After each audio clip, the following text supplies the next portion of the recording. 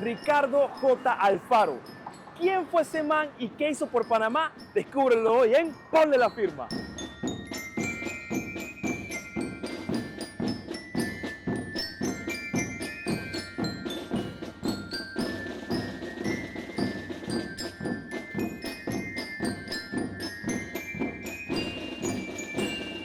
En el episodio anterior vimos el Tratado Hay-Buno-Varila, que durante ese tiempo nos convertimos en la nueva e independiente República de Panamá, ondeando una bandera con un significado hermoso y no esa cosa rara que nos trajo Felipe.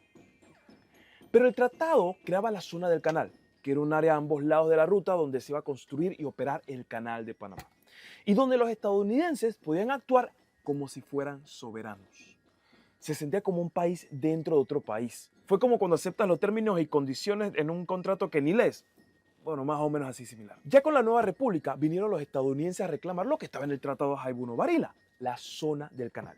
Eran 8 kilómetros a cada lado de la ruta, pero excluyendo la ciudad de Panamá y a la ciudad de Colón. La zona, como se le conocía, también incluía 4 islas y la capital era Balboa, que es donde estamos ahorita. Tenían un lema: The land divided, the world united. La tierra dividida, el mundo unido. Esta era su extensión territorial y esta era su bandera. Hasta esta bandera es mejor que la de Philip. Los residentes trabajaban para la compañía del canal, para los militares o para el gobierno de los Estados Unidos de una manera u otra. Todos tenían acueductos con mantenimiento, el gobierno les daba la luz, el agua, energía para cocinar, hielo, mantenimiento de las vernes, ornato, recolección de la basura y para los solteros, servicio de limpieza. Los residentes no eran dueños de sus casas, no había tiendas independientes, todo era del gobierno o de la compañía del canal. No había una cerca como tal dividiendo la zona, solo había que cruzar la calle y listo, excepto las bases militares. Ahí sí había más controles de entrada y salida. Pero realmente nadie estaba muy claro de cómo iba a funcionar eso de una zona de un país adentro de otro país. Panamá y Estados Unidos tuvieron varios malentendidos de quién mandaba, en dónde, hasta dónde y quién tenía la razón cuando se interpretaba el Tratado Hay-Buno-Varila.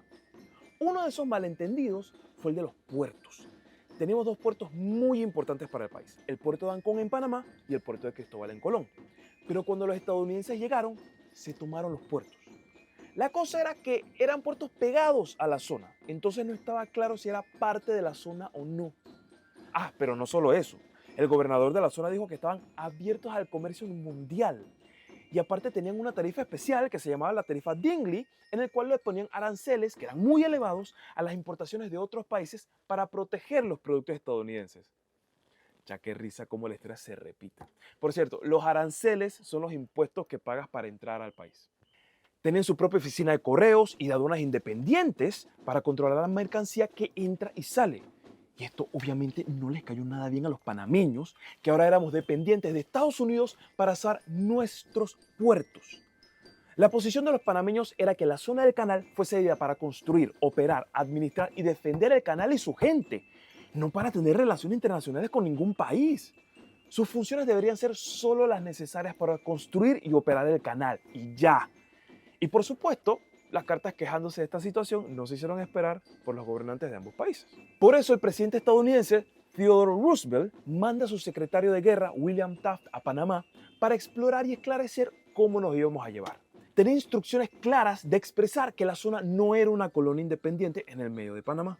En español sencillo, no era un país dentro de otro país. Y después de conversaciones con las autoridades panameñas, llegaron una serie de acuerdos y órdenes ejecutivas que los llamaremos el Convenio Taft, que era como las reglas del juego que decían qué podía hacer Estados Unidos en la zona. Primero, Panamá recuperaría los puertos y el cobrar por usarlos. Si traes algún bien de otro país o alguien venía a trabajar, excepto los del gobierno de los Estados Unidos para la zona, tenés que pagar aranceles a Panamá. E incluso si iban a usar el correo, tenían que usar estampillas especiales que se compraban en Panamá, pero con el logo de la zona del canal. Este convenio nos ayudó a definir cómo queríamos que funcionara la zona.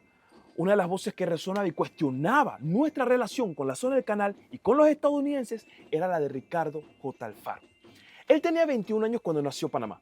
Y a medida que fue creciendo y estudiando, incluso becado, ejerció bastantes puestos, en especial en instituciones públicas. Él escribió un artículo diciendo que los comisariatos, que eran como los supermercados en la zona del canal, estaban causando contrabando.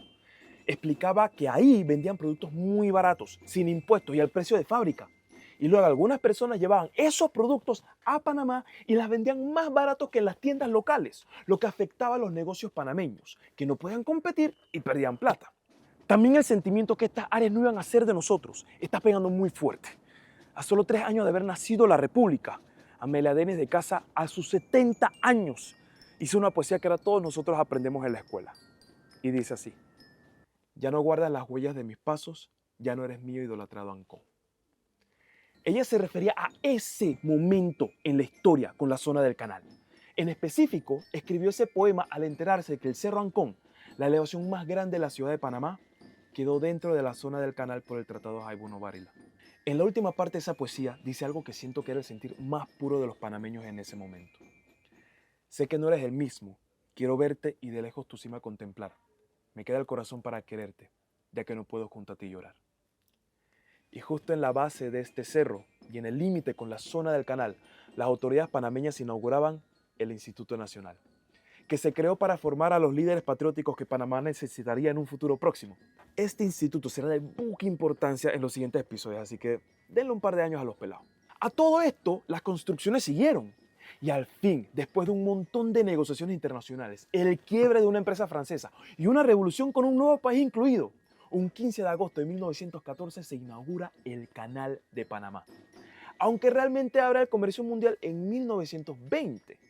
Y en miras de este nuevo negocio, años más tarde, el gobierno de los Estados Unidos pidió eliminar el convenio TAF y dejarnos con lo que teníamos en el Jaibuno Varila. Y encima, en 1925, se dio el movimiento inquilinario, que el presidente Rodolfo Chiari necesitaba reformar una ley para subir los impuestos a las construcciones que alquilaban cuartos, y este coste extra fue pasado a los inquilinos, quienes ya de por sí no tenían tantos ingresos y que no podían pagar el incremento. Así que protestaron en contra de este alza. El alcalde prohibió esas manifestaciones, pero no pudieron contener al pueblo. Hubo muchas represiones, heridos y hasta muertos, todos por tener un lugar digno donde vivir. Entonces el presidente pidió el apoyo de las Fuerzas Armadas de la zona para controlar las manifestaciones.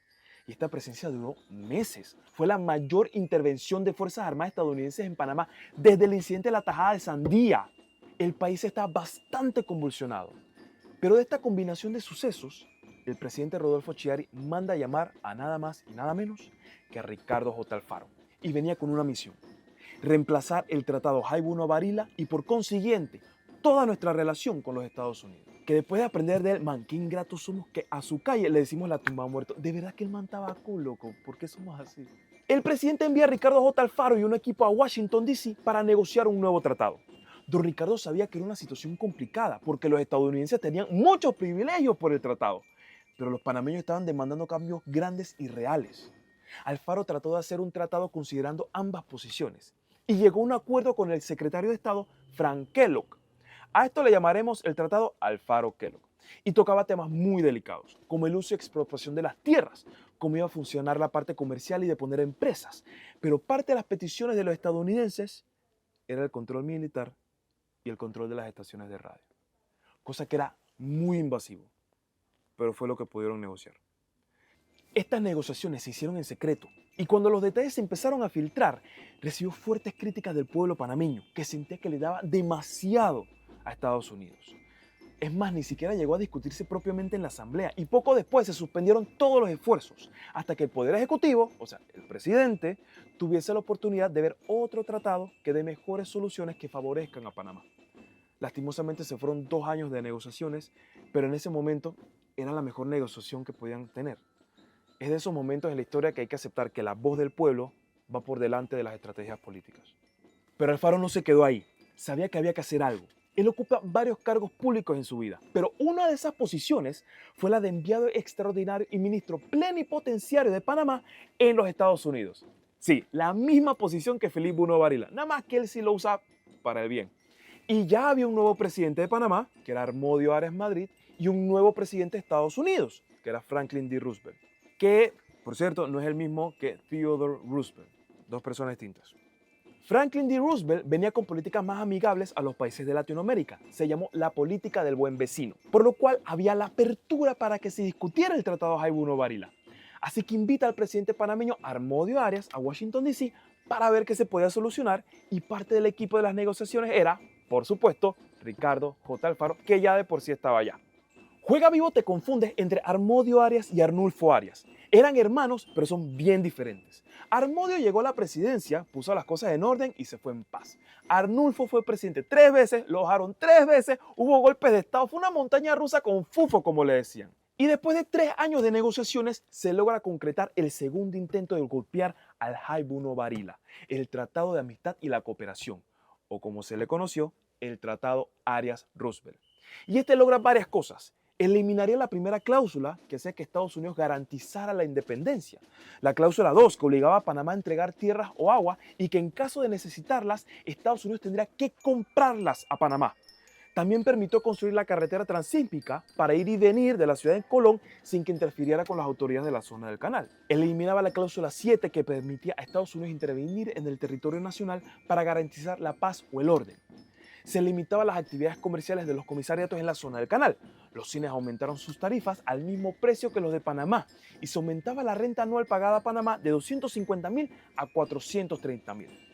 En el tema de la defensa del canal, acordaron que en el evento de una agresión externa que pusiera en peligro el canal, los gobiernos de ambos países tomarían medidas conjuntas para prevenir y defender la protección del canal. Es decir, Estados Unidos tendría que consultar con Panamá cualquier acción. Cuando el presidente Harmodio Arias lleva el tratado a la Asamblea de Panamá para ratificarlo, dijo hacia los diputados: en esta convención no están consignadas todas las aspiraciones de la República de Panamá, pero sí debo aclarar sinceramente que en mi concepto se han alcanzado muchas y muy apreciables ventajas. La Asamblea cerró votaciones, 27 votos a favor y 4 en contra. Y con eso se ratificó el nuevo tratado. Ya la zona se sentía un poco más cercana. Y fue justo en ese año en el que entierran los restos de Amelia Denis de Casa aquí, en el cementerio de Amador, con vista al Cerro Ancón. Sin embargo, en Estados Unidos no estaba siendo tan fácil llegar a un consenso. Ya se estaba tardando 3 años en tomar una decisión si ratificarlo o no. Viendo que corría peligro el tratado, el gobierno panameño se dio en dos cosas. Sus militares podían hacer maniobras en territorio panameño y Estados Unidos podía tomar decisiones en cuanto a defensa, ellos solitos, para proteger el canal si no hubiese el tiempo suficiente para consultar con el gobierno panameño. Con estas dos concesiones, el tratado fue ratificado en Estados Unidos. Fueron 2 golpes fuertes, pero al fin el tratado High-Buno Barila no era intocable. El tratado Arias-Roosevelt no era perfecto, como el mismo Harmodio lo dijo, pero era un gran paso en la diplomacia panameña. Pero a pocos meses de haber abierto esa puerta y empezando a celebrar, vendrá la peor tragedia de la humanidad hasta ahora. Nos vemos en el siguiente episodio con la segunda parte de este video.